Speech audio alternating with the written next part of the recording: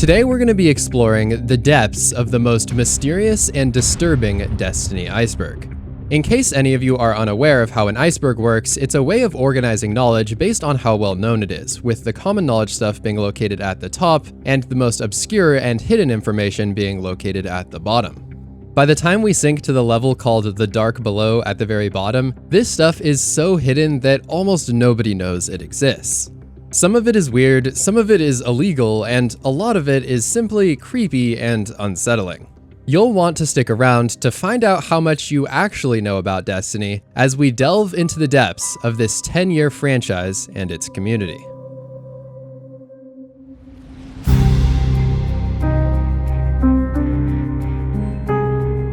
Beginning with the highest point on the iceberg, this is the stuff that Destiny is most famous for. Even if you've never played the game or haven't played it in a while, you might still be familiar with some of the entries at this level. The Tricorn.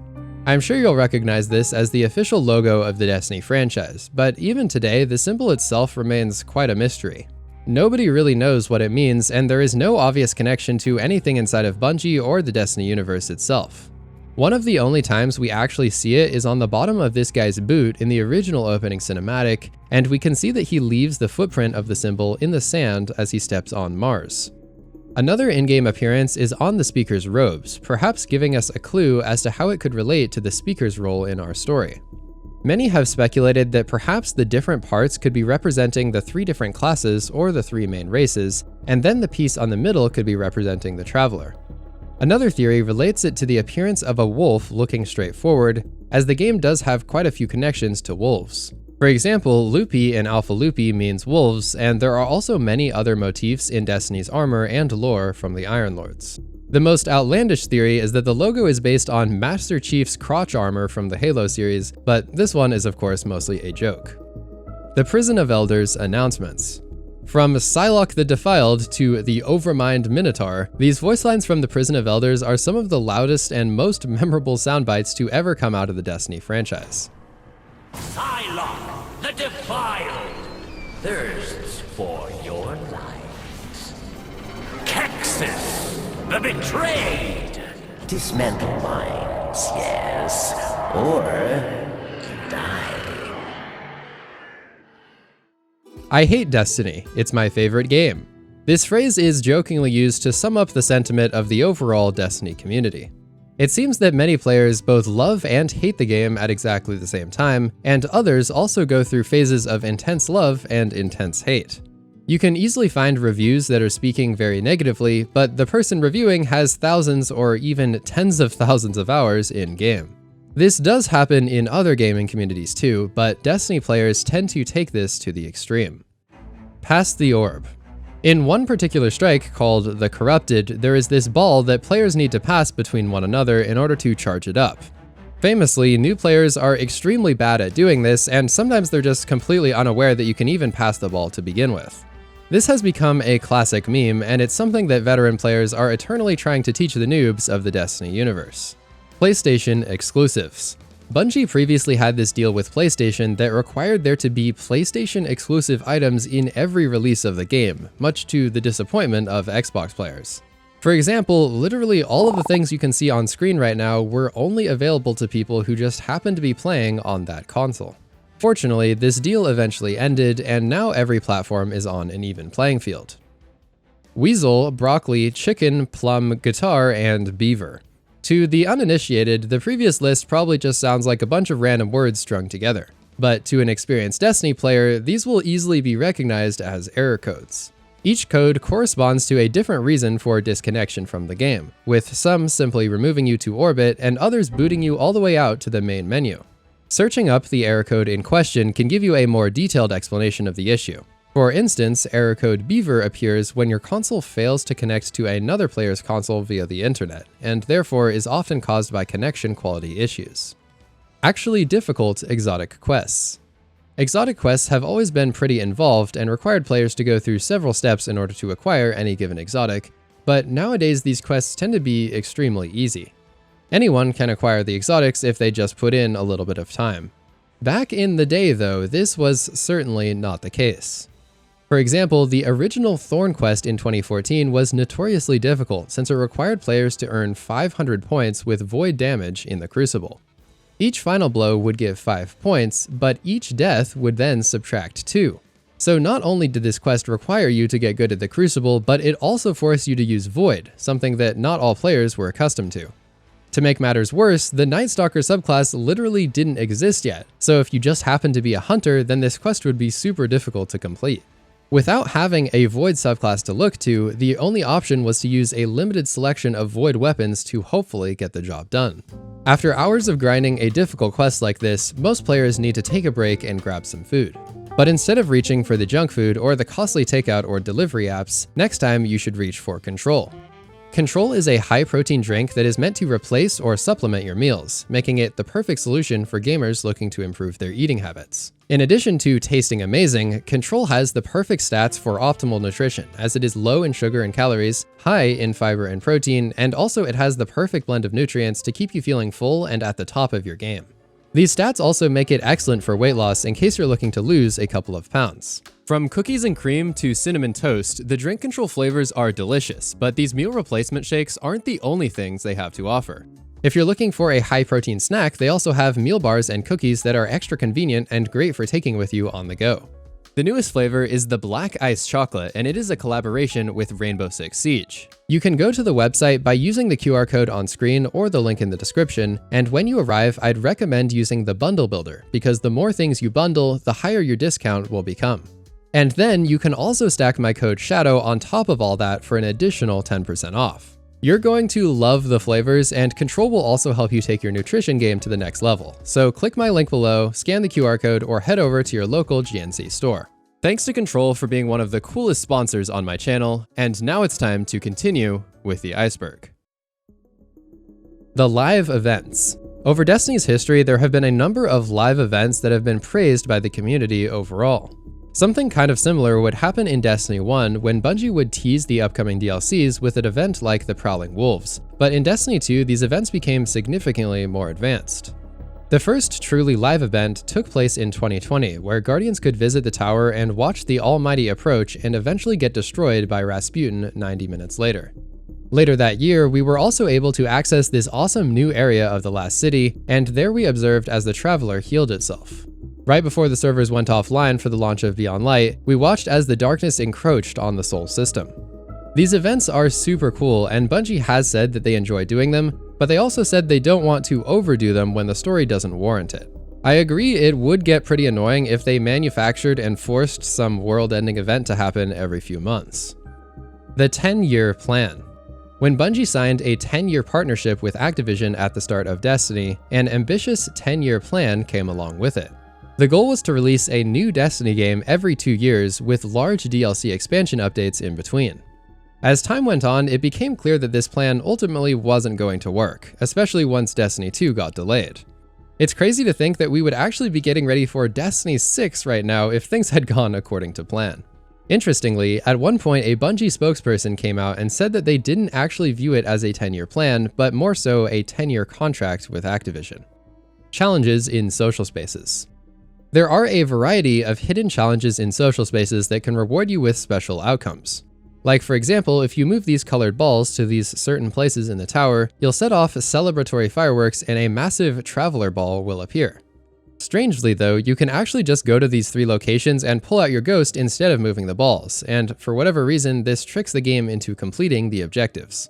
Another challenge is you can participate in the Floor is Lava game by picking up this thing, carrying it over to a pillar of light, and then gaining the ability to defy gravity. You can also engage with this terminal to summon your ship for up-close viewing in the hangar. Although it was removed, you could previously play soccer here and also in the farm with some cool fireworks. The Veil. If you've ever heard someone complaining about the subpar Lightfall expansion, then you've definitely heard about the Veil. People were really upset about the Veil because it was mentioned about 500 times throughout the Lightfall campaign, but it was literally never explained in any way. Even lore masters like Bife said that the Veil was just a mystery, making the campaign feel meaningless. In the following seasons though, we eventually did learn about the Veil. It turns out the Veil is actually an entity of darkness that is closely connected to the Traveler, and an ancient civilization once used the Veil to learn about the darkness and ultimately merge themselves into the entity we now call the Witness. It all makes sense in retrospect, but the drama caused by the Veil not being explained will go down as one of the biggest shortcomings ever seen in a Destiny expansion. How's your sister? In one of the most famous and unfortunate events to ever happen in Destiny's history, we lost our Hunter Vanguard, Cayde 6. These cutscenes were extremely sad and shocking to players at the time, and also featured quite a memorable line from Cayde. Right before he was taken out, Uldren asked if Cayde had any last words, and then he replied, "How's your sister?" Vostok. This is a PvP map in Destiny 2, but back in D1 it was a location for a campaign mission, and it also became part of a social space called the Iron Temple. This temple was built along the side of a mountain, and if you carefully climbed the mountain on a very specific set of rocks, you could make it to a spot called Fellwinter's Peak. There you would find a small camp with a lit fire, a skeleton, a movable crate, and a dormant Siva cluster. The speaker's quote. The speaker was captured and interrogated by Gaul during the Red War campaign, and surprisingly the speaker had some pretty great comebacks and roasts before his death. In one particularly famous cutscene, he said the following quote, which was then edited into a meme and dubbed the single greatest roast in video game history. Explain. Devotion inspires bravery. Bravery inspires sacrifice. Sacrifice leads to death. So, feel free to kill yourself.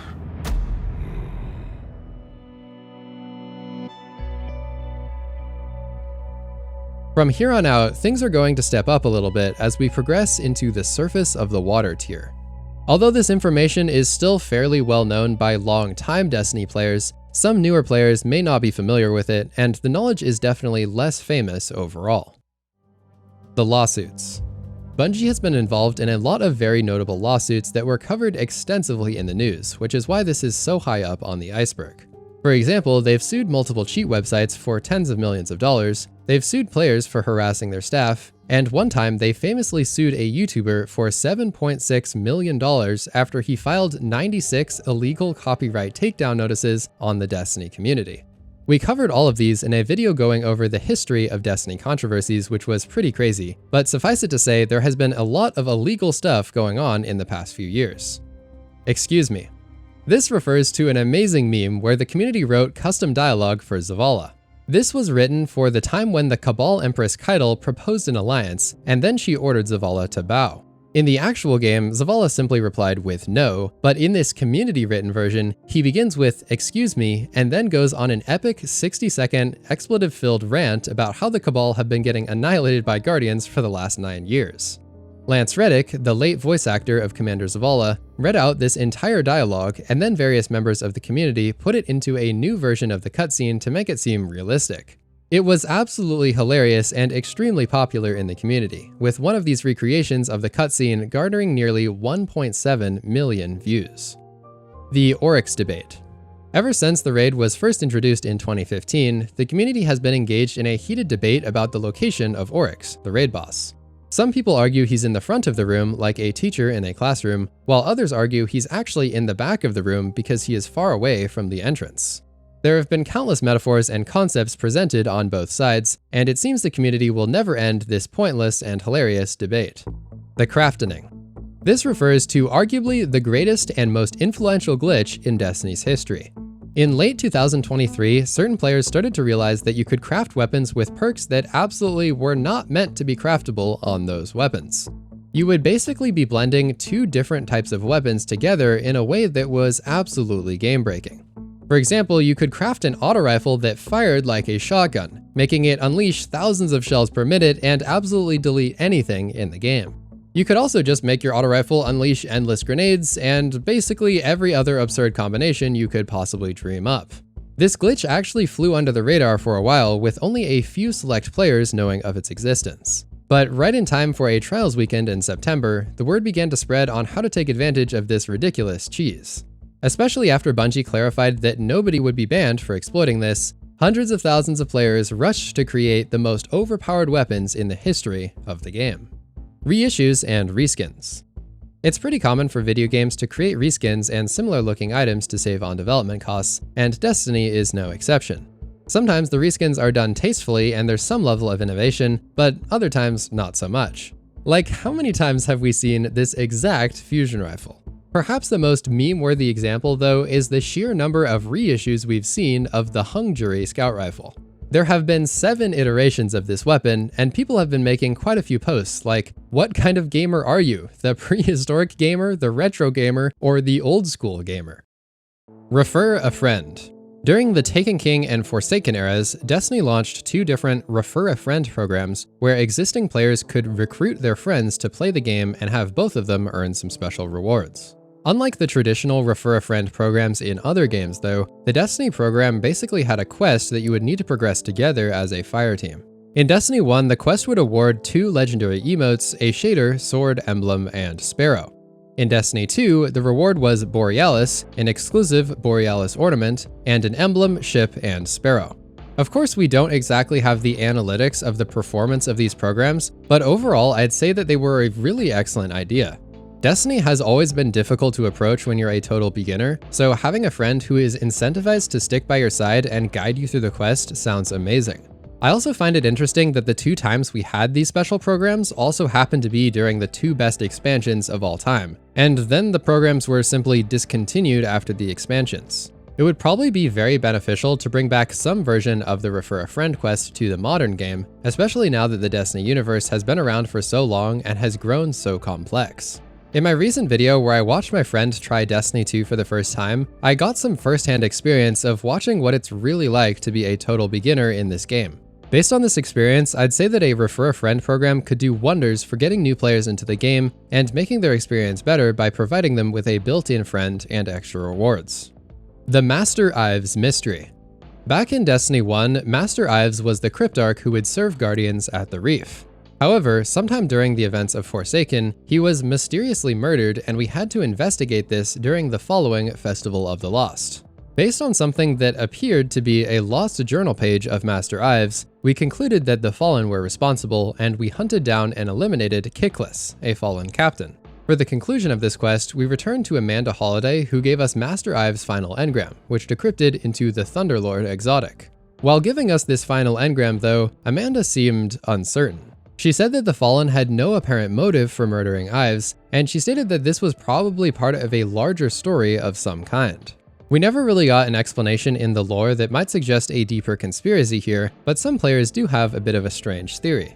Master Ives was voiced by the same actor who voices Devrim Kay, so Bungie might have simply eliminated Ives to avoid having 2 characters that sounded almost exactly the same. They might have also just seen Ives as expendable since he was only in the D1 Reef and not in D2. Hilarious weapon logic. If you ever critically examine a Destiny weapon and ask yourself how it would work in real life, you might notice some logical flaws that would completely ruin functionality. For example, the hammer on this hand cannon is on the top, but then it actually fires out of this bottom part. Also, take a look at this scout rifle, where a massive hole is right in the middle of where the magazine goes, making it completely impossible for the rounds to actually move up unless they go in some absurd path like you can see in this animation. I'm sure this can all be explained away by the words space magic, but sometimes it's kind of funny to take a closer look at the unique physics of the Destiny universe. The Screeb Raid Boss. The Scorn have a particularly annoying type called the Screeb, and these creatures will sprint directly towards you at an alarming pace before exploding. The Screebs are generally quite small, but one day someone at Bungie decided that they should instead scale the Screeb up by 500%, and then this absolutely terrifying Screeb Raid Boss was born. It only exists in this strange testing area created by Bungie, but we can only imagine the size of the explosion that it would create in-game. Lootapalooza.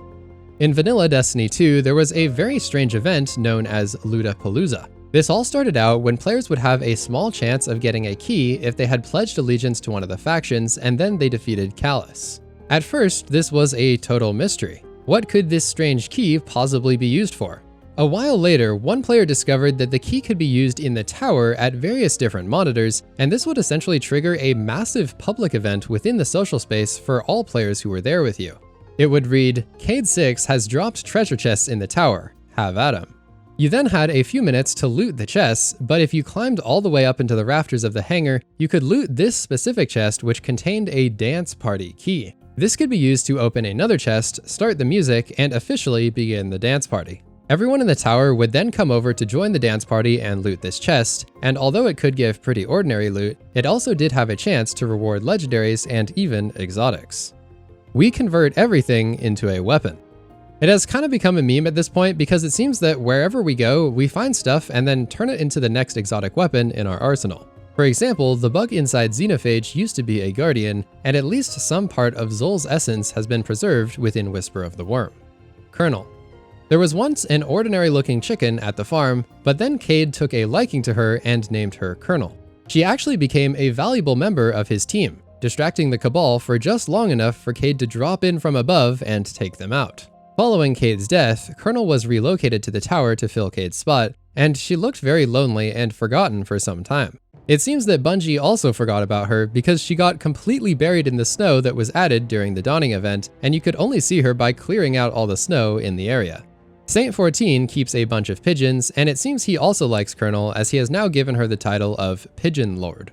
New adventure available. There used to be these mini story quests called adventures that would be all over the various destinations. These were eventually removed entirely from the game with Beyond Light, but for some reason there's still a bug that persisted that would give players the notification about the new adventure being available. This has become a running joke because it seems that adventures will never return, and yet these phantom notifications still exist to this day. The original material farms. Back in the early days of D1, there was this massive emphasis on obtaining and then consuming planetary materials to upgrade weapons and armor. It was rather expensive to upgrade all of your armor and unlock all of their perks. For this reason, many players have memories of spending quite a few hours learning the farming routes on various worlds for harvesting the materials and profiting as much as possible. Some liked this grind, but others also thought it was incredibly boring and repetitive. Rewind Wounds. The perk Rewind Rounds is a pretty bad tongue twister and it is hard to say out loud, so most people just end up calling it Rewind Wounds instead, whether by accident or on purpose. Faction Rallies. Destiny 1 originally introduced the concept of factions, where players would pledge their allegiance to one of the three factions and then earn loot and reputation over time. When factions were brought into Destiny 2 though, they took a bit of a different approach. There were now these events called faction rallies where each of the factions would compete against one another. The objective was to collect as many faction tokens as possible throughout the duration of the event in order to acquire gear and contribute to your faction's success. Each faction presented an official weapon as a reward for the rally, but only the winning faction would actually offer that weapon up for sale. It was actually kind of a big deal because the community would essentially vote for which weapon they wanted, and then it would have an impact on the meta in the future. Faction rallies were eventually removed from the game, and the factions are not part of gameplay anymore, but maybe someday they will return with a renewed purpose in the future. The disappearance of weapon scopes. A huge percentage of weapons in Destiny used to come equipped with either sights or scopes that would be used to customize the optics of the weapon and substantially change the stats. Over the years though, this became less and less common, with barrel options taking the place of the optics. This was largely because the players would tend to gravitate towards one scope, making the others rather pointless and a waste of development resources. The Airborne Effectiveness Drama. In 2022, Bungie introduced a brand new system called Airborne Effectiveness that would determine how accurate you would be in the air. The system was notorious for its poor implementation, and when it was first introduced, airborne combat of any kind basically became impossible unless you heavily invested all of your resources from build crafting. The airborne stat also just didn't appear at all within the game, so that made it extra annoying and casual players were especially confused. Fast forward a few years and the issues from this system have been mostly resolved. Players can now jump and hit their shots like they could originally, the stat appears in the game, and you can improve the stat through build crafting if you want to. Dancing on your Sparrow. This one refers to the bug that let you dance or use whatever emote you wanted on top of your Sparrow while driving it like normal. Unfortunately, this was patched, but it was pretty hilarious seeing some guy dancing on top of his vehicle while also flying past you at like 100 miles an hour. The Taken King edition of the PS4. Destiny collaborated with PlayStation to celebrate the launch of the Taken King expansion, creating an exclusive Destiny-branded white version of the PS4. This also came with a copy of the Taken King expansion, and this deal helped some Destiny players make the leap from the older PS3, which could still run Destiny at the time. The D1 public event website. In modern Destiny 2, the map of every destination is quite helpful and shows us information like the arrival of public events. However, in Destiny 1, this was somehow not a thing. In fact, the only way to find out about public events was to visit an actual website that would tell you when and where they would appear. And in retrospect, that is absolutely ridiculous. It relied completely on player reports to log and display public events, and then it would relay this information to everyone else to help them out. Pushing Atheon. In the beginning of Destiny 1, Bungie made the mistake of letting players and their abilities directly influence the position of the final boss in the Vault of Glass raid. Players discovered that if they simply threw their grenades right next to the boss, they could eventually force him to just step right off the edge, netting everybody some extremely free loot. Infinite Supers. There have been a few times in Destiny history where certain exploits would give the player base completely unlimited super abilities. For example, you could basically just mash your controller in Destiny 1 to throw infinite hammers. Destiny 2 at one point had infinite Nova Bombs, the beta had infinite Arc Striders, and another time you could have infinite Dawnblades by simply swapping your armor. These were obviously all incredibly broken and got patched out of the game, but players who experienced these things firsthand will probably remember the chaos that followed. Pre-order exclusives.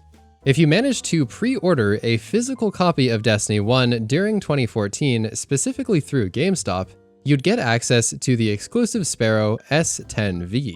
They made a whole video dedicated to it, claiming it would, quote, boost your adventure with this upgraded red Sparrow.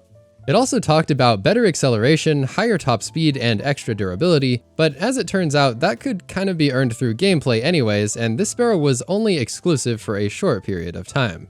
GameStop did another promotion for the pre-order of Destiny 2 in 2017, and this one was arguably more enticing.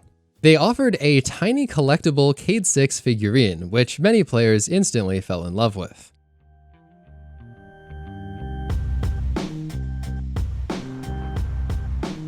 We're about to move onto the shallow waters tier. Since we're now moving below the surface of the water, the Iceberg will start to become a lot more obscure.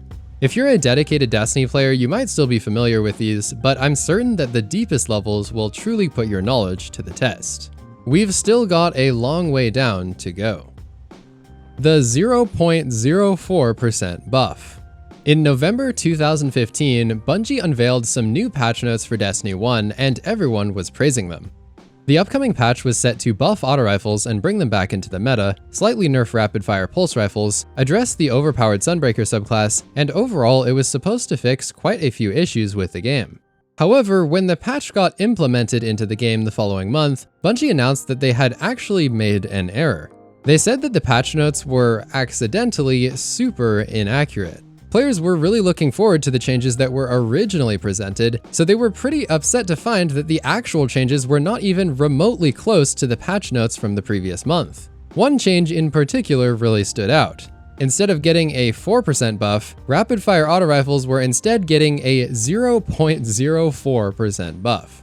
To put that into perspective, that's only an extra 4 damage every time you deal 10,000 damage, so players were completely baffled by this change.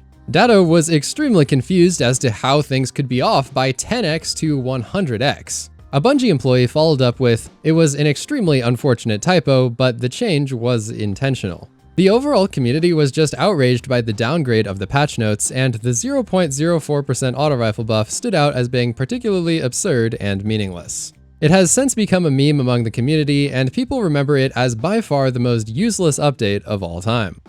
The Hildian Seeker. This was a very popular ship from Destiny 1, acquired from the Prison of Elders. There was also another ship with the same style later in D1, but it was never actually made into D2 as an earnable reward. However, in Season 15, it was added to the helm, leading some players to believe that it might become a seasonal reward or some other form of obtainable loot. Still to this day though, we've yet to receive this type of awoken ship in Destiny 2. Raiding in a social space. Many raids start out in what appears to be like a patrol area, but in reality it's just you in your own private instance. However, the Vault of Glass from Destiny 1 was the only Destiny raid to ever begin in an actual social patrol space. Blueberries could join in from the world and help you complete the first encounter, giving the raid a unique collaborative feel. The renewed focus on PvP. In a Vidoc from several years ago, Bungie made the claim that there would be a, quote, renewed focus on PvP, giving many players a lot of hope for the future. However, that statement was ironically followed by the longest drought in PvP content the game had ever seen, with players waiting over 1,000 days for a single PvP map to be released. Players, of course, turned that entire situation into endless memes, but the memes have died down considerably now that the renewed focus on PvP has actually arrived like 5 years late. The 15th Wish. Back in 2018, players discovered these codes within the game that could be input into this wall in order to grant wishes. These wishes included special rewards like emblems, hidden chests, and teleportation to certain encounters within the raid called Last Wish. In total, we found 14 codes. But then, strangely, we discovered a triumph stating that there were actually 15 total wishes. This began an intense search for the 15th wish, with players forming all kinds of conspiracy theories and scouring literally every inch of the Dreaming City location. They found absolutely nothing, but people kept looking and thus began one of the most prolonged mysteries in Destiny history. Perhaps the most interesting theory was related to a lore entry. It said that if you got to 999 power and then soloed the final boss within the dungeon called Shattered Throne, you would unlock the true ending of the Dreaming City. It took over a year for someone to reach 999 power, but then everyone watched with great anticipation as the highest power level player in the world grinded for an average of 18 hours per day to finally complete this challenge. After reaching 999 power, he entered the dungeon, defeated the final boss, and then nothing happened. Very anticlimactic, considering that we waited over a year for this moment. A few days later, Savathun apparently took control of Bungie's weekly update blog and mentioned that this whole thing was just a trick. Eventually, Bungie removed the 15th Wish Triumph from the game, leading players to believe that it was no longer able to be completed and maybe did not even exist in the first place. Years passed, and it seemed that this mystery was ancient history and would never be solved. In a shocking turn of events though, the 15th Wish was brought back to the game to be the central plot in Destiny's final ever season called Season of the Wish. As it turned out, the final wish was actually our only way to pursue the witness into the Traveler, making this wish one of the most important things in the entire history of the Light and Darkness saga. This was something that Bungie's narrative team had been considering for a long time. They wanted to find a way to create a payoff for the 15th Wish since it was such an important piece of the community's history. They didn't want to do it in just some obscure lore card or side quest though, because that would be far too disappointing. At the end of everything, it's fascinating to think that simply due to the community's obsession with the 15th Wish, Bungie decided to use it as a narrative device to drive one of the most important events around the conclusion of the game's first major saga. It's all playable terrain. When Destiny's gameplay was first being shown off in like 2013, we got to see a work-in-progress version of the Cosmodrome destination. It was quite overhyped, as one of the developers set the unrealistic expectation of being able to explore all of the terrain that you could see in the gameplay. All that stuff, if you ran out there, it's all playable terrain. I mean,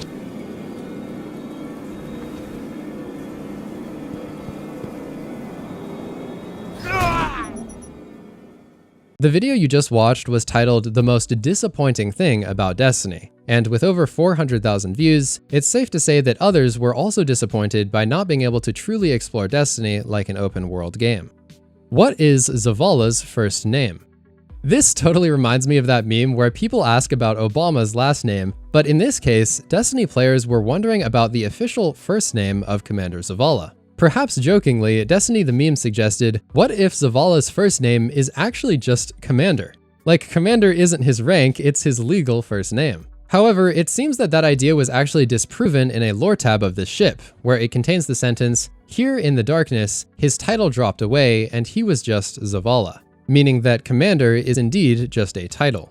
Lance Reddick also made a post about the topic, saying that if Zavala did have a first name, he thought it would be Mortimer. Even though it has never been confirmed in the lore, some people have kind of accepted Mortimer as his unofficial first name in honor of Lance.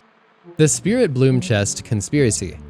Back in the original Vault of Glass raid, there was this one chest near the Templar encounter that would award a planetary material called Spirit Bloom. For some reason, the community formed a very odd superstition about this chest, with some players believing that it could have an impact on the loot from the rest of the raid. It was pretty common to hear a call out from a teammate asking everyone to not open the Spirit Bloom chest because it could apparently reduce the chances of getting an exotic from the next chest up ahead. For some people, this was not taken too seriously, but many others thought it was actually real because myths like this tend to spread very easily and rapidly through the community. Sweaty Confetti Origins. The mod Sweaty Confetti causes your opponents to explode into a burst of colorful confetti, and this is likely a reference to Halo. The Grunt Birthday Party Skull effect caused a similar confetti-like explosion and popping sound, and it seems this may be where the inspiration came from. Wipe for damage. Destiny will only show how much damage you've dealt to a boss if you fail and your fire team wipes. Therefore, some players will jokingly suggest that they want to wipe for damage so that everyone can check out the wipe screen and see how good they did. The long-lost helicopter move. If you've ever used the Arc Strider subclass, then you're probably aware that the super has a variety of different button combos that let you do different attacks and moves, such as this light-heavy attack that deals extra bonus damage. Back in the Destiny 2 trailers and beta, there was also this double light attack airborne combo that made the Arc Strider do this epic spin, which was referred to as the helicopter move. Players loved this attack in the beta, and visually it just looked really awesome. But when the game actually launched a few months later, Hunter mains were dismayed to discover that the move was completely removed from the game. I can't find any explanation about why this was removed, and it was seemingly forgotten about by the community, but some have speculated that it was done to prevent players from getting out of bounds. Nearly a decade later, the helicopter move finally returned with an aspect in the final shape, and although it's not part of the super, it at least now serves a purpose. Actually, we die all the time. This one is about how we, as Guardians, are permanently dying basically every time we play the game. Without our ghosts, we are mortals, and technically speaking, we do not have our ghosts in the respawn restricted zones. So whenever you see this screen with the words "your light fades away," that is actually the permanent final death of your character. But since this is a video game, of course we just get to try again and go back to the last checkpoint. It's kind of funny because you probably have so many memories of wiping over and over and respawning, but canonically, our Guardians have flawlessly executed every single mission in a darkness zone. Destiny the Fantasy Game. According to a presentation given at a game developers conference, the original idea for Destiny was to make it a fantasy game. No crazy space aliens or science fiction, just strange, magical creatures and epic-looking castles. One of the original fantasy ideas was called Dragon Tavern, and it was essentially a vision to make the exact opposite game of Halo. Eventually though, Bungie decided to combine the themes of science fiction and fantasy, calling the official genre of Destiny mythic science fiction. Exotac Angel Hunter. In early Destiny 1, players looking through the game files discovered an exotic hunter helmet known as the Exotac Angel Hunter. It was not released yet, but based on the game files, it was said to give increased accuracy after jumping. However, once it was released, this exotic was rebranded to become the Celestial Nighthawk, the exotic that allows your golden gun to just fire one extremely high damage shot. In honor of the Exotac Angel Hunter though, the Nighthawk had the hidden bonus of also providing accuracy after jumping all throughout Destiny 1. Reviving Zavala. Vanilla Destiny 2 had this mission called Homecoming, where Zavala would put up his bubble to survive the oncoming Cabal assault.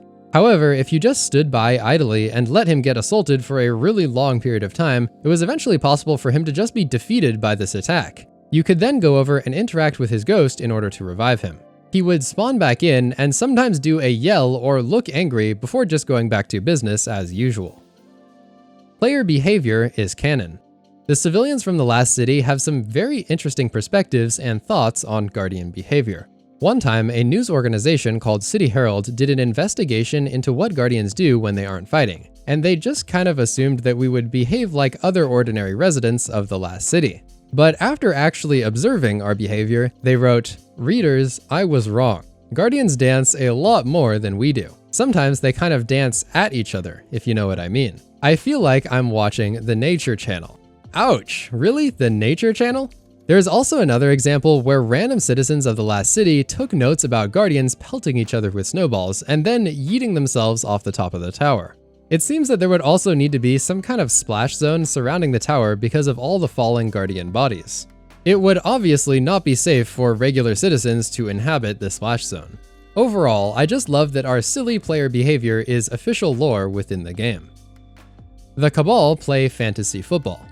The Lightfall Collector's Edition unveiled some rather interesting information about how the Cabal actually play their own version of fantasy football. According to the lore, the Cabal draw up these legions from real Cabal soldiers, and then the real-life performance of these soldiers determines the success of the imaginary legion. Apparently, it's also considered bad luck to draft your own unit. Zero Power Gear. Way back in the early days of Destiny 2, we acquired an extremely bad, common rarity gear set that happened to be power level 0. This gear was quickly replaced by better greens and blues, and almost everyone deleted their trash level 0 gear, but interestingly, some people decided to hold on to it. Years later, that gear alongside a couple of weapons is the only stuff that can be power level 0, and therefore they are considered to be pretty cool collector's items. Since all loot in the modern game drops at an already high power floor in the thousands, this old stuff is the only possible way to reach a truly low power level. A tiny box of raisins. During the first Halloween event called Festival of the Lost, Eris Morn provided players with a tiny box of raisins. These did not seem to have any purpose other than annoying you and taking up space in your inventory. Many players still held onto them though, hoping that maybe someday they would transform into some secret objective or become useful. Exactly 1 year later, this actually happened and a purpose for the raisins was revealed. Players could bring them to the speaker along with 25 motes of light, and then he could transform them into a box of Ascendant raisins that featured this pretty awesome artwork. The Grimoire card even read, "Long ago, a legend foretold the ascension of the raisins." This was not the end of the story of the legendary raisins though. You could go all around the tower trading the box of Ascendant raisins into multiple vendors as a part of an elaborate quest to finally return to Eris Morn, the person who started the whole thing in the first place by giving you the original raisins. To reward you for your efforts, she provided a bag of treats alongside the coveted Super Black Shader and a delicious piece of celery. Although the quest was still possible for people who didn't save their raisins, it's nonetheless hilarious that a year-old box of raisins ended up giving perhaps the most popular shader in Destiny history. The wilted piece of celery that was given as a reward also had no purpose, so this started yet another cycle of players holding onto it and hoping that one day it would become Ascendant celery or something useful for a quest. Spoiler alert, nothing ever happened in Destiny 1, but the celery did make an appearance in Destiny 2. The new item was called Charred Celery, and it read, "We truly lost some of our greatest possessions in the attack on the tower." It could be turned into Cade 6 at the tower, and we haven't seen anything related to the celery ever since. The final thing related to this whole story was that there was also an Ascendant Artichoke that could be turned into Cade as well, and it read, "Apparently, Cade thought it necessary to expose this extremely rare vegetable to a hive summoning ritual." Interestingly, this exact same icon for the Ascendant Artichoke was reused years later as the Trials of Osiris memento. Shaxx coaches dodgeball. In a fan-favorite lore entry, Lord Shaxx once lost a bet with Cade, and his punishment was that he had to coach a few children of the Last City for their dodgeball tournament. He was extremely reluctant to do so, but Cade seemed to find it quite entertaining. So the two traveled to where the competition was taking place, and Cade explained how he needed to pick 2 of the kids. He chose 2 that he thought were the smartest, and then they had to explain the rules of dodgeball because Shaxx was completely unfamiliar with the game. Therefore, he didn't have a bunch of advanced dodgeball strategies to share, but he did give them a motivational speech, and he instructed his team to, quote, crush them. Balance changes are canon. When the Beyond Light expansion first dropped, it was clear that the new stasis element was far too overpowered. It became basically the only thing used in PvP, and every game just became a chaotic mess of freezing and slowing everywhere. Bungie eventually had to nerf stasis many times to bring it back in line, and they made these changes official canon within the lore. It read, "People were turning against stasis, didn't like what it was doing to their crucible. So stasis made itself nicer, so we'd keep using it." There was also a funny reference to the nerf of the extremely overpowered Suros regime where Zavala says, "I won't roll back the Suros Crucible firmware to its original, preposterously inflated state." It's pretty awesome how they sneak these funny little notes into the lore as a nod to the crazy metas we've seen over the years.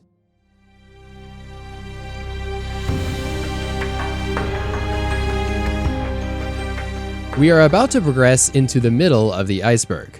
This tier contains a lot of the community secrets and stories, interesting lore tidbits, and a few interesting conspiracy theories. We've now descended beyond the surface level, and at this depth, the water is starting to get noticeably darker. The history of April Fools. Bungie has seemingly stopped doing April Fool's jokes in recent times, but in the years surrounding the D1 launch, they had some pretty great ones. The first one came in 2013 when Bungie made a satirical Vidoc about Tiger Man, the scrapped race from Destiny's development. In this video, we see sketches for the original concept and someone with hilariously heavy tiger makeup performing for the game. We then observe as his role is scrapped and he makes a dramatic exit from the studio. The following year, Bungie announced the ultimate collector's experience of the game, and this special edition would cost $7 million.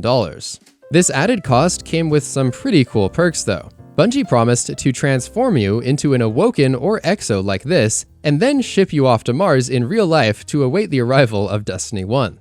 Bungie's CEO made the following statement: "At Bungie, we're always looking for exciting ways to immerse players in our fiction and our worlds, and what better way to maximize the potential of our passionate community than to physically alter and augment their frail human forms and fire the bravest and wealthiest among them into the cold and unforgiving vacuum of space." In 2015, Bungie would release their third and final April Fool's joke. When players visited the website to see their characters, all their guardians would just start dancing with a crazy light show playing in the background. The Dark Below was made in weeks. Following the release of Destiny 1, Bungie began to process the incoming feedback from the launch and prepare to release their first ever DLC called The Dark Below.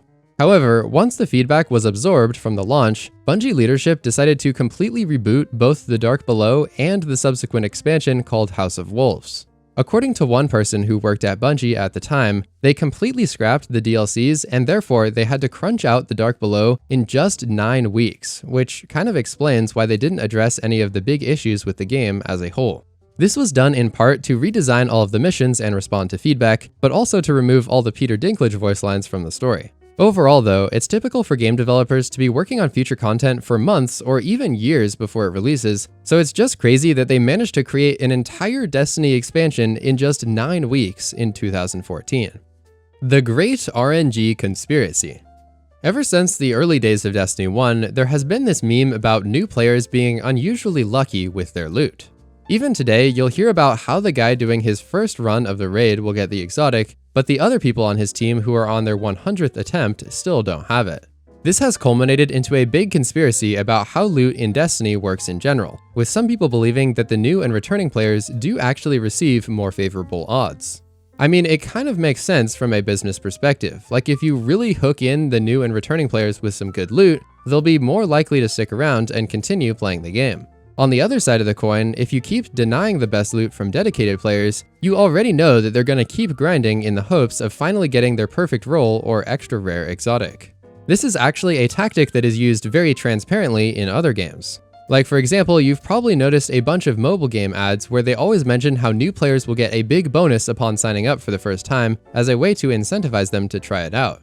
Some people consider the whole RNG conspiracy in Destiny to be a joke, but there are also quite a few dedicated players who wholeheartedly believe that this is a real system that exists within the game. It would be quite a difficult thing to prove, but perhaps if I organized like a massive survey from everyone in my audience, we might be able to get some data that is statistically significant.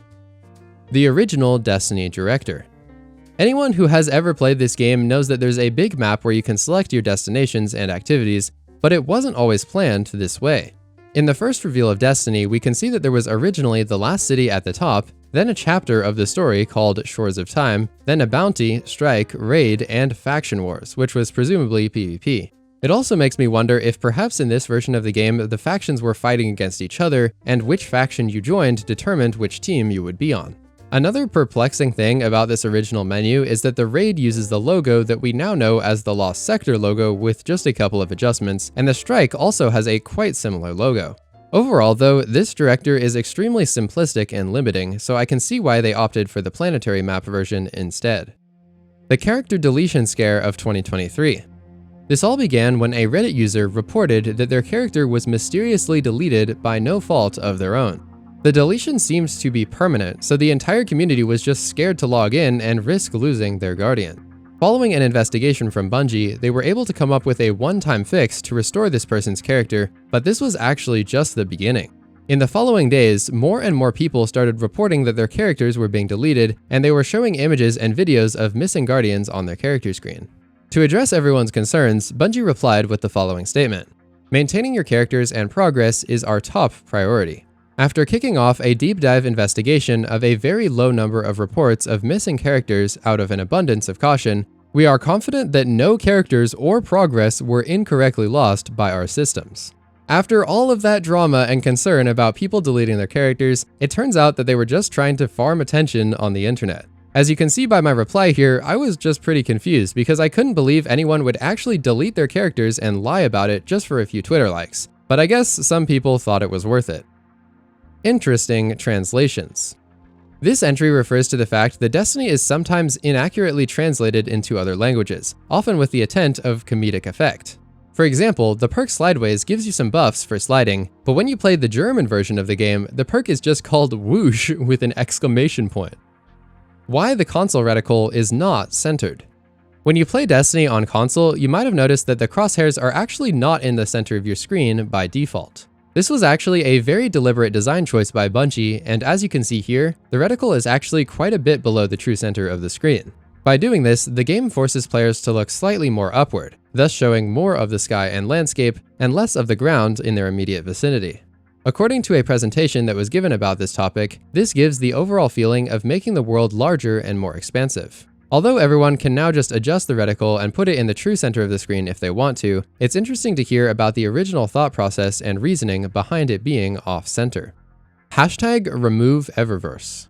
It's pretty funny, I actually forgot about this until recently, but following the launch of Destiny 2, there was this huge movement of people rebelling against microtransactions and using the hashtag remove Eververse. The entirety of the Destiny 2 forums were flooded with this message and nothing else, with thousands upon thousands of players all weighing in and sharing the reasons for disliking the store and the Bright Dust system. Like seriously, look at how many pages of complaints were happening at this time. People were pretty upset by the lackluster Curse of Osiris expansion, and also a large percentage of the new items were being locked behind the Eververse store. This movement also happened around the same time as the XP throttling system was discovered, so players were just really fed up with the monetization strategies and deception. Petra's name could be a pun.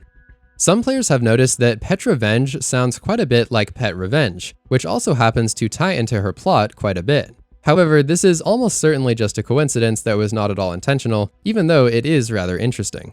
Glitching into Last Wish. This entry refers to the story of how players learned to glitch inside of the Last Wish raid. About a week before the raid was available in the game, it was discovered that by going out of bounds and doing some complicated movements, you could actually go and get loot from a chest that would give you raid loot before the raid race even began.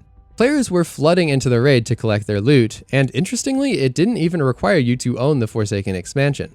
It has now been many years since this exploit was discovered, and yet it has still not been patched.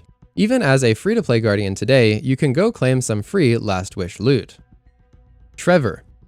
This entry refers to the terrifying robot creature within the 0 Hour mission who travels extremely fast and instantly annihilates you if he ever catches you. Since this name is an acronym, Bungie had to come up with their own idea of what it stood for. However, at the following GuardianCon event, they decided that they would instead let the community decide what the acronym actually meant. The audience was measured by the loudness of their applause, and the clear winner that was picked was Tame Relaxed Triple Vac Roommate. And thus it was decided that this would be the new official name for Trevor in Destiny 2. The true size of King's Fall. The King's Fall raid is quite large, but it's actually far more massive than most people realize. By exploring out of bounds in Destiny 1, you can reach certain areas that display the true size of this raid. It's actually so big that it is believed to be the largest explorable location in all of Destiny. You can even make your way outside and go on top of the entire Dreadnought ship itself. The Great Casino of Destiny. This refers to a time when Chinese players devised a genius strategy to go flawless in Trials of Osiris without ever fighting against a single player or securing a single final blow. The strategy functioned as followed. You began by equipping this ugly Hawke emblem, something that every player would have access to. This emblem signaled to players on the other team that you were in on this special strategy. When two Hawkeye emblems matched up against each other, they rolled a dice. The team that lost the dice roll would swap to different characters and then forfeit the game, granting a free win for the other team. However, since they swapped their characters before forfeiting, they did not receive a loss on their Trials card on their main character. Therefore, all teams doing this strategy could do this forever and nobody would ever lose a game on their main characters. This whole strategy was essentially just an elaborate way to win trade extremely efficiently, and it began to catch on and spread like wildfire in the community. The Trials Report website noted that over half of all players were going flawless that weekend, and over half of the flawless players reached the lighthouse with literally 0 eliminations during their games. Bungie caught on to this eventually, stating that, due to an issue, Trials of Osiris has been disabled for the remainder of the weekend. Pop-Tarts and Rockstar partnerships. In order to celebrate and promote the launch of Destiny 2, Bungie and Activision partnered with Pop-Tarts and Rockstar to make limited edition Destiny 2 themed product lines. Beginning with Rockstar, they had special cans designed for each of the classes. Purchasing these cans would give you codes for free engrams, and you could redeem up to 24 free engrams in total.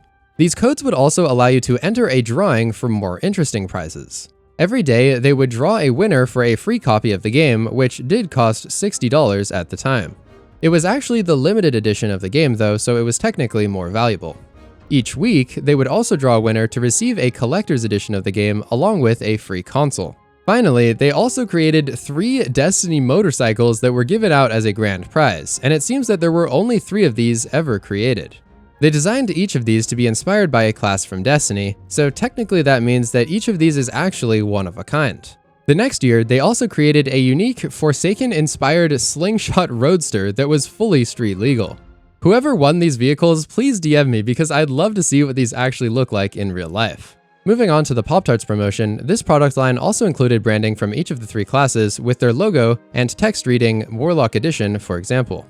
As a reward for buying these, players would receive 25% bonus XP within the game. However, due to the XP throttling system that we discussed earlier, this claim of bonus XP was incredibly misleading. For example, the throttling system would reduce your XP by like 90%, so then this small 25% boost was relatively inconsequential. Instead of getting 1000 experience, it would get throttled down to 100, and then the Pop-Tarts bonus would just increase it to 125. A particularly incensed Reddit user wrote an entire essay exposing this, stating that this is deceptive, this is manipulative, this is nefarious. Worst of all, this is false advertising. In addition to the XP bonus though, players could also earn this limited edition Red Sparrow if they happen to buy their Pop-Tarts from a target location in real life. Even though these promotions happened nearly a decade ago at this point and you can't redeem the bonuses anymore, I've heard that some people are still hanging on to a collection of unopened Pop-Tarts and Rockstar products featuring the Destiny branding. The Cistern Gang. The Cistern is a destination on Nessus with large open areas and plenty of room to move around. It also has tons of airspace that is considered to be in bounds, and for this reason, it has become a favorite location for people who want to use various movement tech in Destiny 2. For example, this is a great place for learning how to sparrowfly or learning how to grapple onto a Lumina Noble round and fly through the sky. There is also a big red rooftop that you can visit, and many sparrow flying enthusiasts like to hang out here and test new forms of advanced movement strategies. These players are referred to as the Cistern Gang since they can often be found hanging out in various parts of the Cistern Patrol area here on Nessus. The Spider Tank. This is a spider tank owned by the Fallen, and ever since the earliest concept art was revealed for Destiny, these spider tanks have always been associated with the game. The funny thing is though, these are actually called Fallen Walkers, and the community merely gave them the nickname of spider tanks. It seems that the name just kind of caught on after they were shown in the first trailer of the game. I did also find in my research that they are also called Tenebrion in French, and according to this Reddit user, that is just a regular type of beetle. Perhaps the strangest thing about the Fallen Walker though is that they actually leave the Destiny Tricorn logo on the ground as a footprint. I mean, surely this is just an Easter egg and doesn't actually tell us anything meaningful about the Tricorn logo mystery, but it's still interesting nonetheless. It's also extremely difficult to see in-game, and since the Walker tends to keep people rather busy and distracted, it seems that very few players have picked up on the interesting footprint pattern even after all this time. Gambit Prime Arena Cup. To celebrate the season of the Drifter and the Gambit Prime game mode, Bungie collaborated with a gaming arena company called Belong to host an official, in-person, competitive Gambit tournament. It looked like an actual esports event that you see in other ultra-competitive games, except they are just playing Gambit, which is kind of funny in retrospect. Fallout and Bife were the official commentators and hosts of the event, and it honestly looked like a lot of fun. It would be really cool to see Bungie create additional events like this at some point, and perhaps do something around the next major Destiny release. It does not rain in Destiny. This might just be for the sole reason of preserving graphical resources, but it seems that rain almost does not exist within Destiny 2. In fact, the only places it has ever been observed are in the Red War campaign and on Titan. It did also rain in Destiny 1 on Venus and in the Mars terraforming cutscene, but the distinct lack of rain in the rest of Destiny 2 does just seem a little bit odd. The fourth class and its icon. We're all familiar with the icons of the Hunter, Warlock, and Titan classes, but what about this additional icon? When Destiny 2 first released this concept art of the parade in the last city, you can see the icons from each class, and then there was also this icon that many people assumed to be a fourth class. This speculation was fueled by the hype surrounding Destiny 2 in 2017, but as it turned out, this icon was actually just meant to represent all three of the classes being united under one banner, with each section representing one of the three classes. This became even more clear when the same icon, now including the three class icons as well, was on display at the Destiny 2 reveal event. How do Guardians even see? Certain configurations of Exos in Destiny seem to have helmets that completely cover their eyes, and it seems that half of the armor in this game also has a design that would basically make vision completely impossible. I mean, if you take a look at Saint 14 or Shaxx, there is zero chance they are going to be able to see through their helmets, and you might be wondering how they are aware of their surroundings. Well, as it turns out, it seems that these types of armor have high-tech augmented reality systems installed inside them, which allow the Guardian to see their surroundings on a screen. Or in the case of an Exo, the image can be projected directly into their minds. The armor manufacturers must be really good at hiding the camera on the outside though, because I've yet to find a bunch of secret cameras all over my Guardian's armor. According to this lore, the Titan helmets are also designed to become see-through in case the optical system ever stops functioning. Pulled pork. Our ghosts tend to wander around for quite a while before they find someone who they actually want to resurrect into a Guardian. However, in the case of one ghost, he was taking an unusually long time to find his Guardian. He was jokingly given the name Pulled Pork by other ghosts, and he had been searching for his Guardian as long as any of them could remember. Eventually, it was Pulled Pork himself who resurrected Uldren, and then he was renamed to Glint. This bit was somewhat unconfirmed for a while, but it seems to be pretty certain now because Glint's voice actor put the phrase, "I am Pulled Pork" in his Twitter bio. 8K Japan video. Earlier in the Iceberg, we discussed the craftening, the glitch that would let you craft the most absurd weapons you could possibly imagine. But to go a little deeper on that subject, we're going to explore the methodology that players use to achieve the desirable outcome of the bug. You see, it became apparent that it would be easier to activate the glitch if your computer was extremely overloaded, so people tried a bunch of different methods like opening up random programs in the background. However, the most effective strategy seemed to be playing extremely high-resolution YouTube videos, and thus a random 8K 60 FPS video of Japan became an extremely popular choice among Destiny players. They would load it up repeatedly and watch it over and over on tons of different tabs in order to lag their computers as much as possible. The owner of this video must have been extremely confused as to why their video started getting tens of thousands of views from Destiny players, and some left some pretty awesome comments like this one, where Cammy said, "Your dedication to the Destiny community is inspiring." Spider owns Starry Night. The Starry Night is a famous real-life oil painting by Vincent van Gogh, and apparently the Spider owns this painting in the Destiny universe. It seems he is basically a collector of artifacts from humanity's past, and it is even implied that he also owns the Mona Lisa. It is unclear as to why he has such a fascination with our past, but he does indeed have an extensive collection of treasures and relics in his possession. Nezarec dialogue. When completing activities on Neomuna, sometimes we just hear this strange, unintelligible whispering.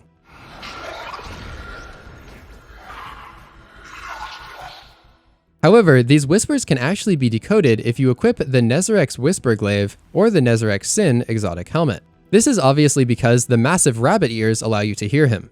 Here is an example of the decoded whispering. Line after line of circuitry, beckoning corruption. We now approach the second to last level, the Deep. This level contains a lot of niche knowledge about the game that you'll probably only know if you've played for a really long time or if you've watched a hefty amount of YouTube videos. As we inch closer to the dark below, some of these entries begin to get pretty bizarre and unsettling.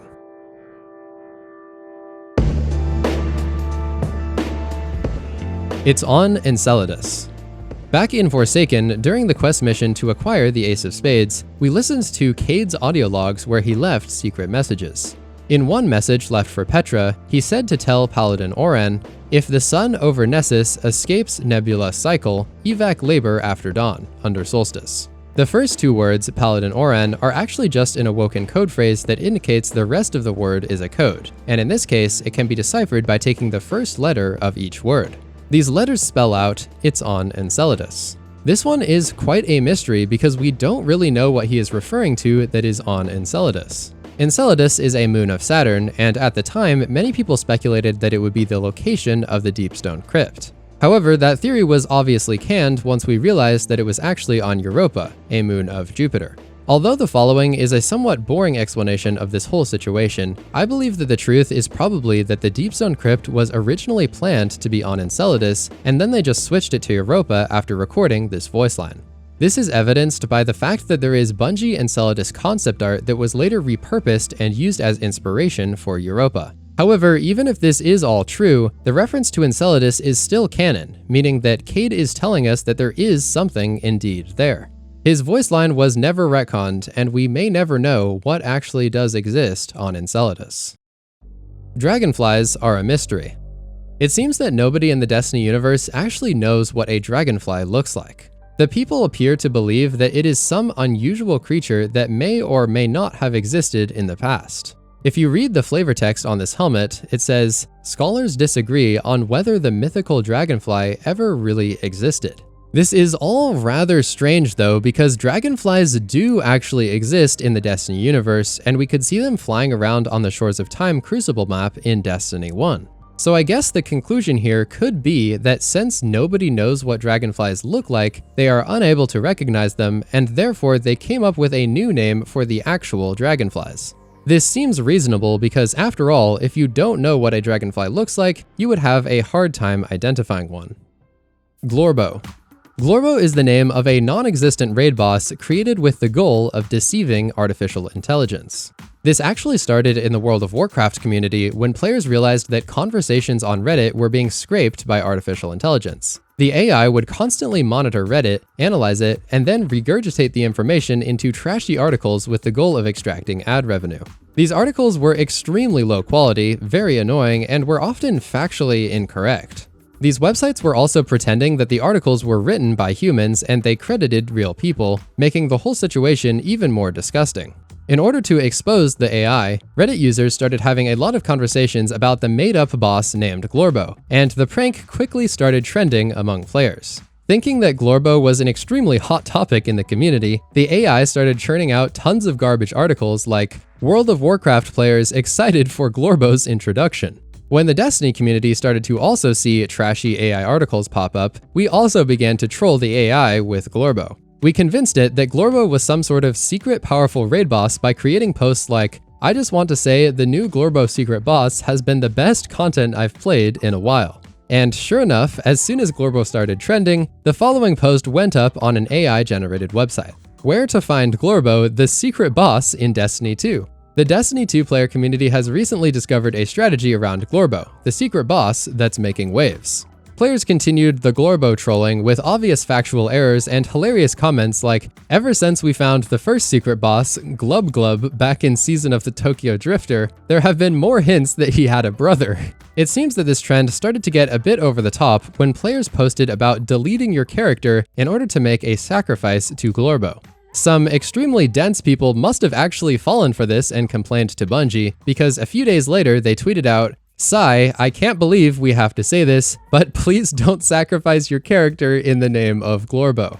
After the AI articles were exposed for pretending to be authored by real people, the websites took them all down. The overall Glorbo saga was internet comedy gold, and I'm glad that we were able to remove the low-quality articles from our community. Desk Tiny. This is a Destiny parody game that I've been watching develop on Twitter for some time now. In the trailer, you can see that it's developed by Bongo, and as it progresses, I'm sure you'll recognize many familiar elements. It has all of the typical activities like strikes, raids, and PvP, and even some special things from Destiny's past. For example, here's their rendition of No Land Beyond, and you can also see it in action within the trailer. Everything is just so hilariously low res and looks like an odd fusion of modern gaming and finger painting created by a 6-year-old. In 2023, they said that the beta for this game was coming very soon, but then they never released it and said that it was being delayed and development was slowed. Perhaps it will never actually come out, but if it ever does, I'll definitely be checking it out and I'll report back on how fun it is to play. Marathon Easter eggs are in Destiny. Well, it seems that there are undiscovered Easter eggs within Destiny that relate to Bungie's other upcoming game, Marathon. In a now deleted thread on Twitter, user GPH asked, "Have you left an Easter egg in Destiny for your new IP? I would be disappointed if there wasn't." Christopher Barrett, an executive producer at Bungie, simply replied with yes. He proceeded to delete that entire thread and this reply though, so it remains unclear if there actually are a bunch of Marathon Easter eggs hidden within Destiny. The NASA Emblem Story. The Shadowkeep expansion introduced a hidden emblem called Orbital Cartographer. This emblem wasn't exactly difficult to get since you just needed to loot this satellite while running through a lost sector, but few people really understood its significance nor the fact that the emblem was actually dedicated to NASA.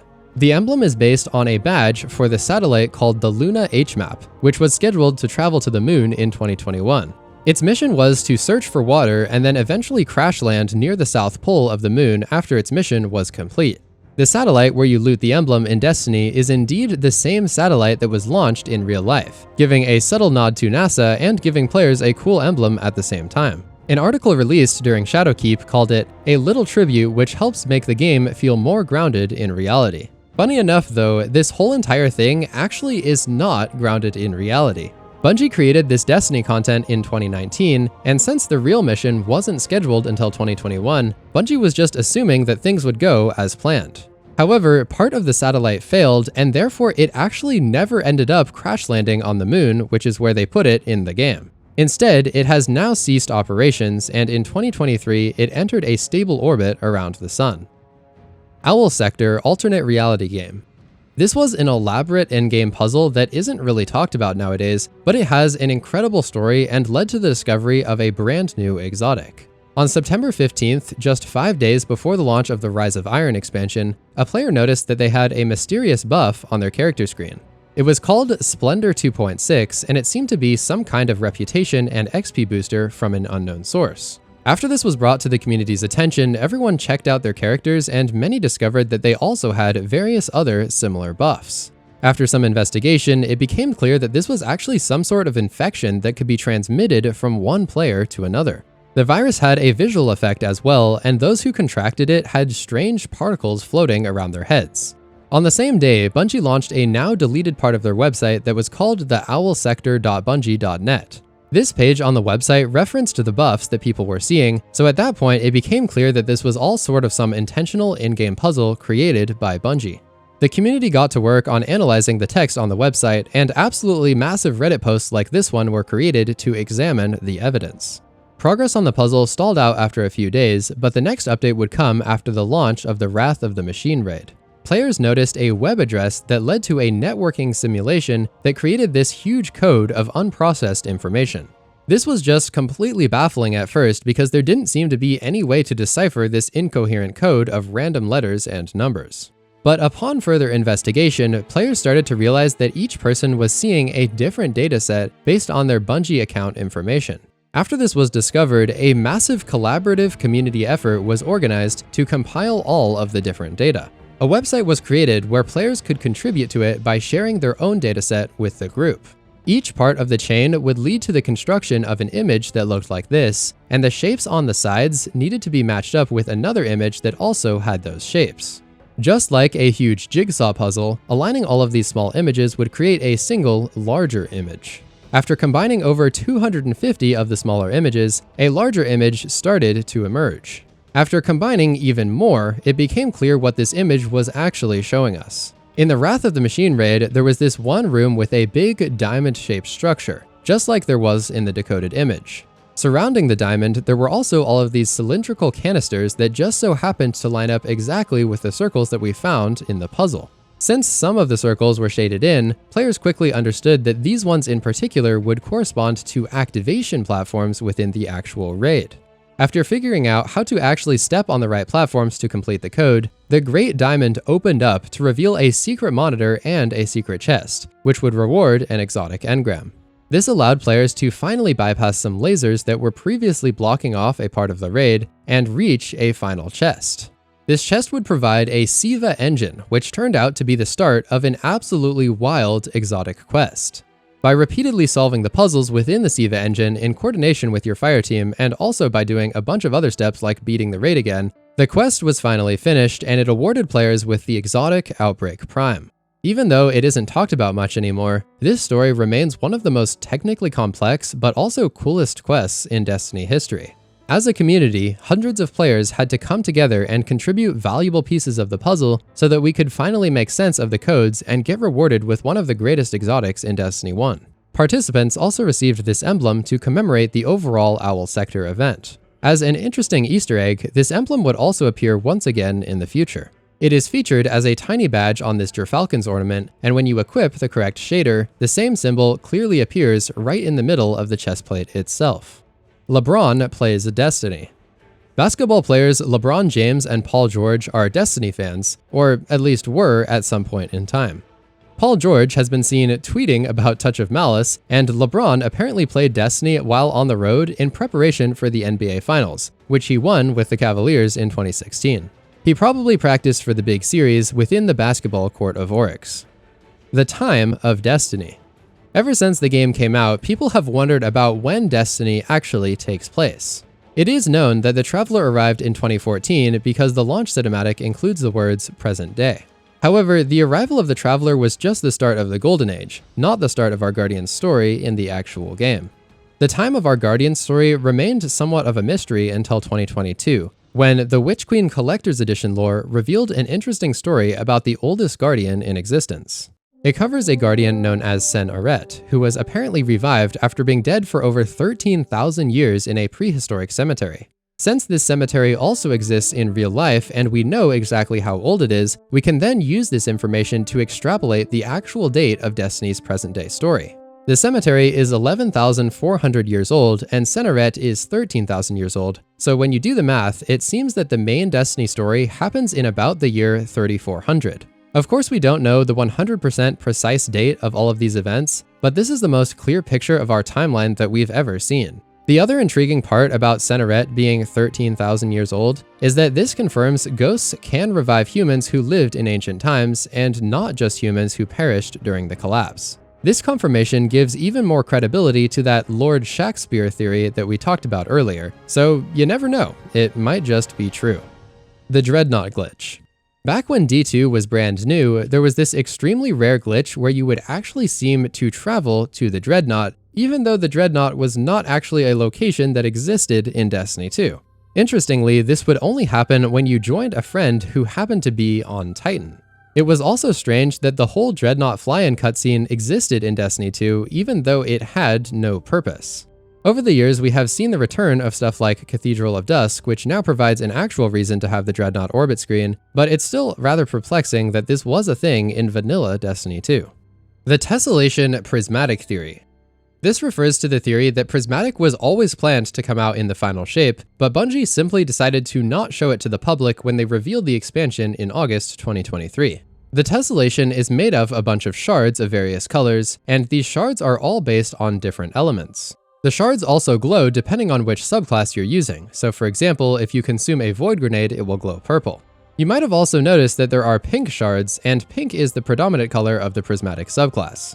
Therefore, since this has been in the game since August 2023, it seems that Prismatic was in development before this time, despite the fact that it wasn't announced until 2024.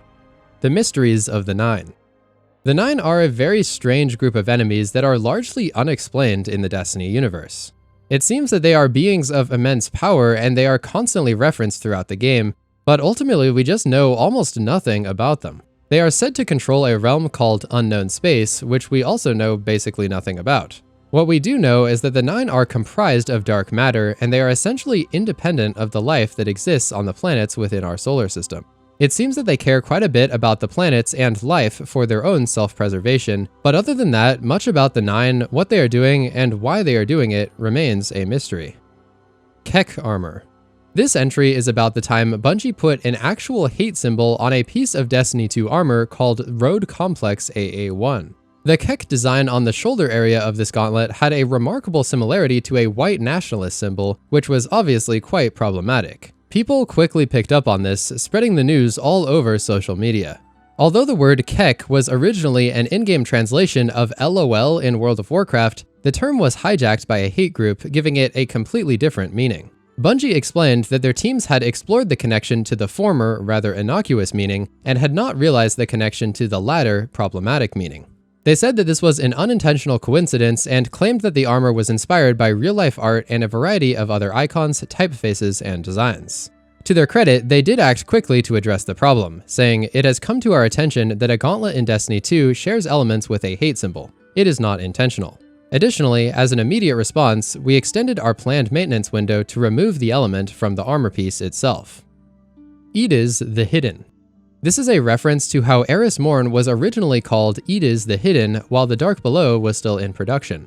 This version of Eris had a complete mask so you couldn't see what she looked like, as opposed to the eye covering worn by the real Eris. It seems like she's also wielding some kind of magical whip in this image, but we don't really know anything other than that. I wonder if she had a more prominent role in the scrapped version of D1 and its expansions. The elimination of hunger gone wrong. Clovis Bray decided that hunger and food in general was an unproductive use of time, so he came up with a solution. A pill that would supply enough nutrients for a person to survive about 10 years. He administered this pill to 5 human patients as a test, and for 24 hours, things were going quite well. They reported no hunger whatsoever and even reported feeling more full and satiated than usual. Turns out that was a sign of what was to come, as the pills exploded in their stomachs and none of them survived. The Secret Dev Cube. Hidden out of bounds in the EDZ, there exists a secret cube floating in the middle of empty space. You can land on top of it, and by using a fancy sparrow dismount technique, you can also get inside of it. There is nothing inside here and it just looks like a holodeck from Star Trek, but it is assumed that this area was used by the developers to test new additions that are coming to the game. Cocytus. This is one of the strangest lore topics in all of Destiny. Also known as A113, Cocytus is a small space station from the Golden Age located in the asteroid belt. To start things off, the name A113 is likely a reference to a classroom where many people in the industry learned graphic design.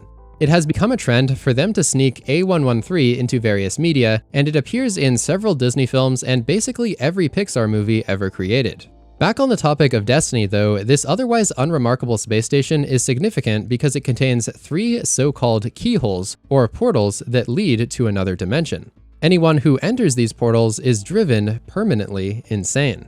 The portals were originally under the control of Crota, but after his death, it seems that they have now become connected to the Nine. They have been using the portal to convert their dark matter into regular matter, and interestingly, it seems that the Nine may be trying to use this method to communicate with us. They began by first sending atoms and crystals through the portal, but then they started trying to produce actual living organisms. However, these organisms are deeply flawed, and although they are alive at first, they soon perish after arriving in our universe. These organisms seem to be very strange indeed, some being long and tubular, and others being spherical with multiple throats all converging on one central cavity, perhaps meant to be a stomach. From the portals driving people insane to the mysterious creatures coming out from another dimension, the whole situation on Cocytus is just very intriguing and mostly unexplored. Everything about this, and the Nine in general, remains to be very cryptic and more complicated than it might appear at first glance. Perhaps someday, the Nine will learn enough about our universe that they will be able to send a sophisticated organism who can survive here, and perhaps even communicate with us or deliver a message. Hidden audio logs of lightless guardians. During the Red War campaign in Destiny 2, Gaul took away the light from all guardians and kicked us personally off the top of the tower. We landed, weak and confused, and tried to make our way through nature before eventually finding Hawthorne. Along the way though, we encountered this encampment of slain guardians. Ghost explained how they had no chance without their powers and that could be us. Most players just continued on with the mission at this point, but in this encampment there was also hidden audio files left behind by the Guardians before they perished. You could hear the accounts of these Guardians and the sheer panic in their voices as they described the feelings of being lightless and completely at the mercy of the Red Legion. Why is that so sad? Like, they're dead. They can't come back. Like, every Guardian and Ghost connection to travelers just vanished. The gathering survivors of the Northwestern Passage. They took our light. They're killing us. Although these lines were hidden away in this audio box and probably 99.9% of players have never heard them, these audio logs remain some of the most chilling and impactful accounts left behind from the entire Red War period. The Deepstone Vandal. The first encounter of the Deepstone Crypt raid involves taking out the crypt security, and we have to blast these fuses. Or at least that's what you're supposed to think. In reality, this entire encounter is an elaborate system that deals damage to a random Vandal who is out of bounds. The damage to the fuses is linked to the Vandal, and he is what allows the encounter to function. He's just kind of chilling way out of bounds in this floating rectangular room, and if you go and find him, you can actually just hit him with a nade and instantly complete the encounter. The Destiny Dating Simulator. At one point, Bungie actually created a Destiny dating sim as part of a so-called game jam exercise at the studio. Unfortunately, the information on this is limited, so we don't have any official footage of such a game jam, but there is actually an Easter egg that flew under the radar for years. In certain Bungie Vidocs, you can see a massive cardboard cutout of a shirtless Shaxx, and this was confirmed to have originated from the dating sim project. The overpowered green LMG.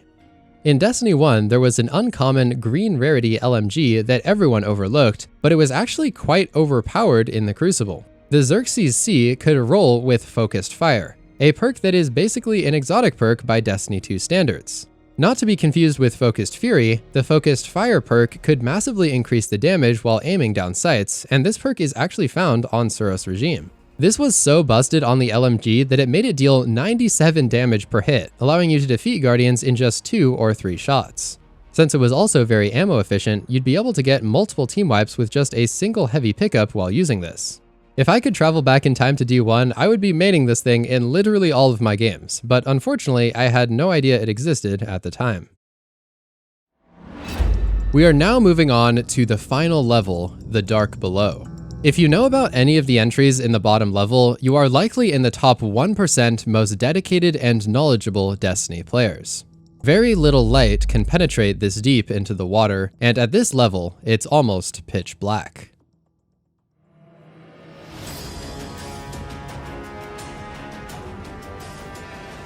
Warlord's Ruin references Riven. Very few people have picked up on the fact that the final boss of the Warlord's Ruin dungeon seems to be a reference to the legitimate way of defeating Riven within the Last Wish raid. This is because there are 3 floors of damage, a top floor with a longer damage phase, and then a rinse and repeat until final stand.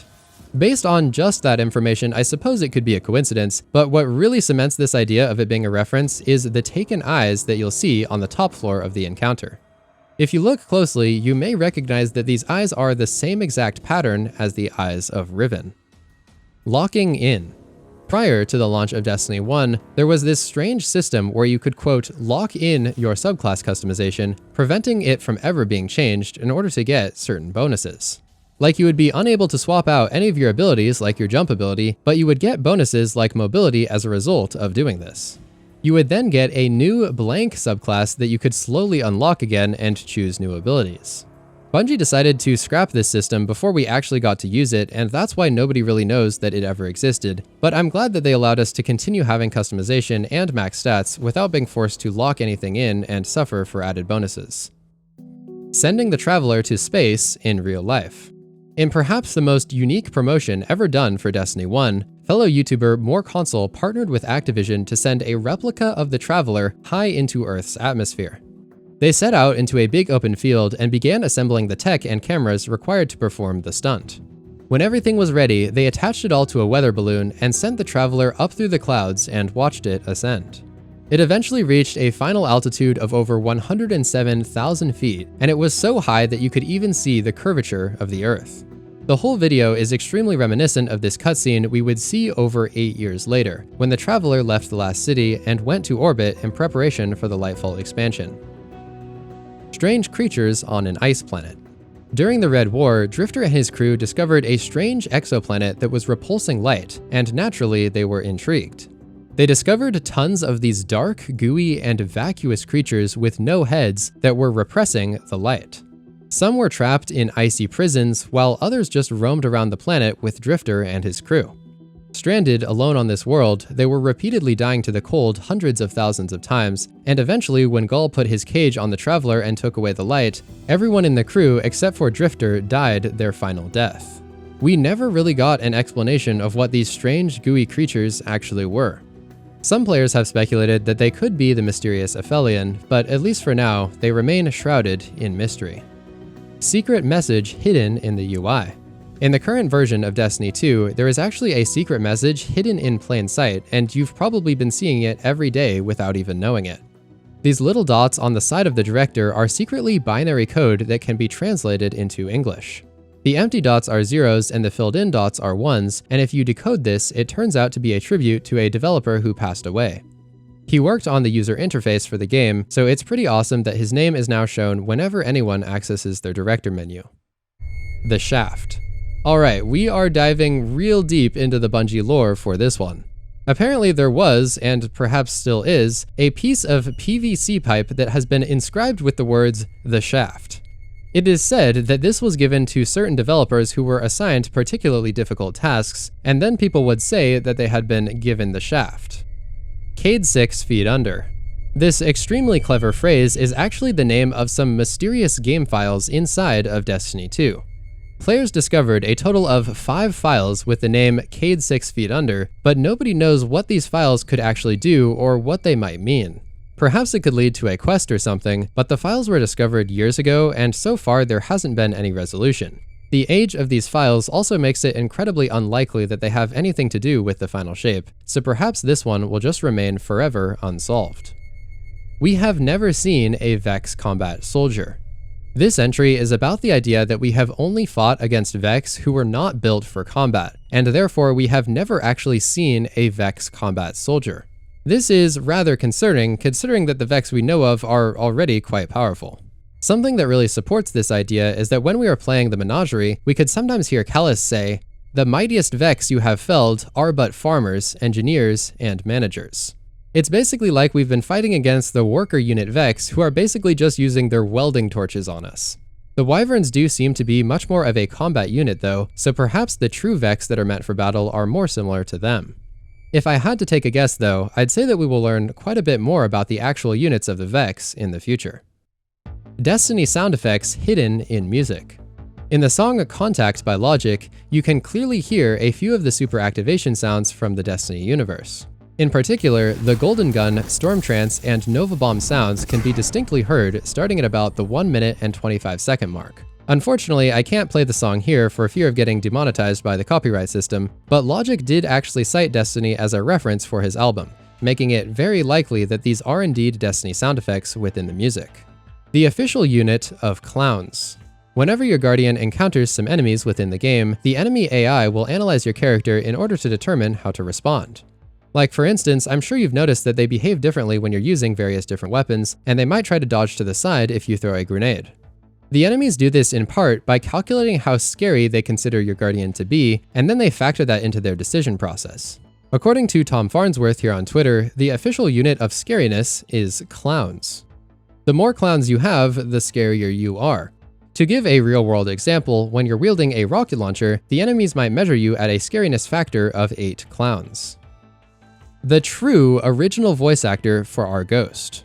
It's very common knowledge that Peter Dinklage was the first voice actor for our Ghost, and that he was replaced after his performance was not received very well. However, what you don't know is that there is actually another voice actor who was our Ghost even before Peter Dinklage. Based on files extracted from the First Look Alpha from way back in 2014, there were several Ghost voice lines recorded by somebody else. That's it. Let's go find Sepix 10. We are definitely near Sepix. They're flooding the area with energy. Almost done. But I'm picking up more Fallen and Hive on the way. Some people think that this sounds like the voice of Pete Stacker, a voice actor who has done commercial work and also voices Captain Keyes from Halo. However, it is unconfirmed that this is actually Pete, and it is also unknown if he was planned to be our ghost or if he was just filling in a few temporary voice lines. Marty O'Donnell, who is one of the previous Destiny music composers, also said that this is not Pete Stacker, even though it does sound like it is. That is just my opinion though, and I will leave it up to you to decide what you think. Thanks to Atlix for telling me about this very intriguing story. Decaying orbs of light. Essentially nobody except for a few people at Bungie know about this, but back in vanilla Destiny 2, orbs of light would actually decay over time. In other words, the longer your orb remained on the ground before being picked up, the less super energy it would provide. This was first introduced in the Red War, and it's unclear exactly why it was created, but it did exist for some time. After some extremely thorough testing in the modern game, I can confirm that this system no longer exists and it must have been removed at some point between now and 2017. The Sony ship. This is the ship that everybody gets at the start of Destiny, and you might recognize it as the Arcadia-class jump ship. However, it seems that the plan wasn't always for this to be the basic ship that everyone would get their hands on. Like we mentioned earlier, Bungie had a special deal with Sony where they would need to make certain things exclusive, and therefore Destiny had certain maps, weapons, and even exotic weapons that were only available for PlayStation players. Interestingly enough, it seems that the original plan was to actually make the Arcadia-class jump ship a PlayStation exclusive, and it would be appropriately branded as the Sony ship. This is known by essentially nobody, and in fact if you do a Google search for it, there are literally no results other than me talking about it on Reddit. The only way you can find proof of this is on an ArtStation posting, where you can see a collection of pre-alpha images of the ship. If you right-click and download an image, you will discover that the name of the file is Travis Brady, which is the name of the Bungie artist, followed by the word Sony ship. In the actual release of the game though, this other ship called the Outrageous Fortune ended up being the actual PlayStation exclusive ship. Of course, this information doesn't prove anything with 100% certainty, but I'd say that the Sony ship idea is at least likely to be real. Bungie Community Theater. Way before the launch of Destiny in 2013, Bungie hosted this very unique series on their YouTube channel called Bungie Community Theater. In these videos, former community manager Deej would read out and respond to actual correspondence that was sent to the studio in an English accent.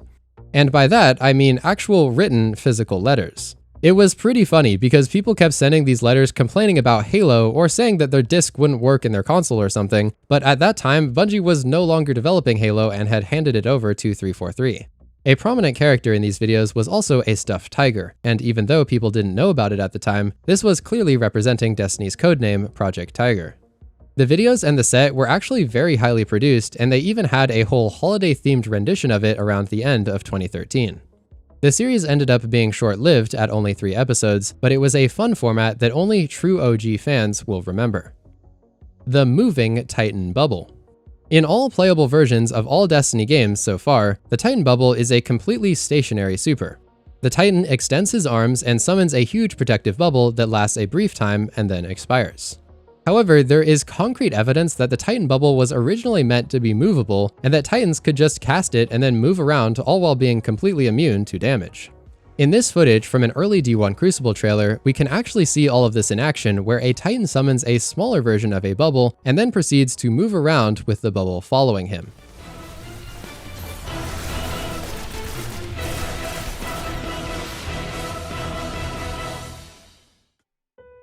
Traitor Guardians.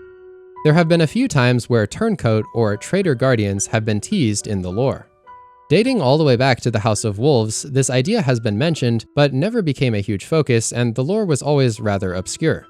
One such story is about Cyrell, an evil rogue guardian who is known for hunting down ghosts who had yet to revive their guardians. He carried a chain that was full of the remains of the ghosts he had slaughtered. During House of Wolves, there was also a data-mined cloak with a very interesting description, suggesting that Bungie might be exploring a storyline where we fight against other guardians. The description reads as follows: "What is the Crucible really training us for? What if someday this stops being a game?" The original Cosmodrome. Thanks to another posting from a Bungie artist on ArtStation, I managed to unearth an extremely early piece of art from the original Cosmodrome destination. The map shows a completely different layout from the destination we ultimately received in the game. The main steps location that we go to was originally intended to be a massive lake, and it seems that all of the other destinations around have been reshuffled and moved into different sides of the lake. The unexplained tower portal. There is a strange portal within the tower that will just spawn you in way above the tower and then let you fall down onto this fabric. You will never be able to experience this within the game because it can only be found by hacking and walking through the walls like you can see in this video here. Obviously, I do not endorse cheating or this video, but nonetheless, it's very strange that jumping in this specific area will cause you to travel through a portal and appear like 200 feet above the top of the tower. Bungie in the news during the collapse. Inside the offices on Venus in Destiny 1, there are some random newspapers scattered around on the floor, and this one in particular looks slightly familiar. If you examine it really closely, you can actually make out that this contains an image of Bungie Studios, likely printed right before or during the start of the collapse.